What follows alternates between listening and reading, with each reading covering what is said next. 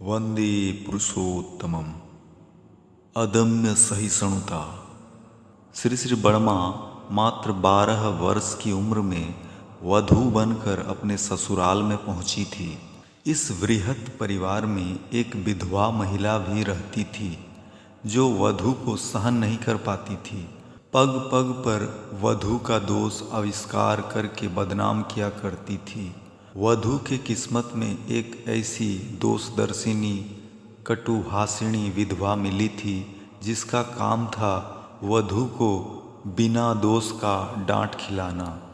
जब कुछ गलती खोज नहीं पाती थी तो दोष सृष्टि करके वधू को डांट फटकार सुनवाती थी। घर का फर्श साफ सुथरा करने के बाद कुछ गंदगी फैलाकर डांट डपट सुनवाती थी। नववधू जिस बर्तन को साफ सुथरा करके रखती थी उसमें जूठा लगाकर गंदा रहने का अभियोग लगाती थी।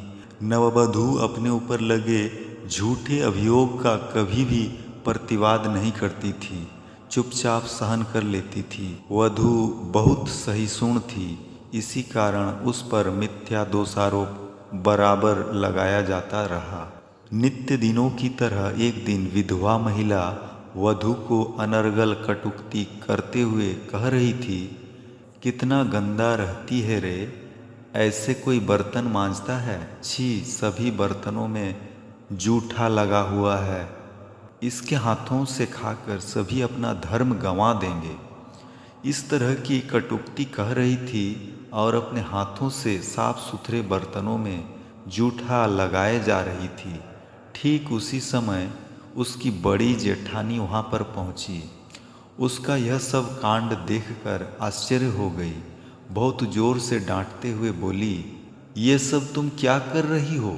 अचानक अपने जेठानी द्वारा रंगे हाथ पकड़े जाने के कारण वह विधवा महिला चौंक गई। उसकी जेठानी कब जो दबे पांव वहाँ पर पहुँची थी उसे पता ही नहीं चला। जेठानी तिरस्कार करते हुए बोली, छी छी, तुम कितना गिर गई हो। इस तरह अपने हाथों से बर्तनों में जूठा लगाकर निरपराध वधू पर दिन रात मिथ्या आरोप लगाती रहती हो। तुम्हारे मुंह में कीड़ा पड़ेगा, नरक में भी तुमको जगह नहीं मिलेगी। उस दिन के बाद से वधू को मिथ्या आरोप से मुक्ति मिल गई। स्रोत जयतु जननी में से 7 जुलाई 2023। जय गुरु।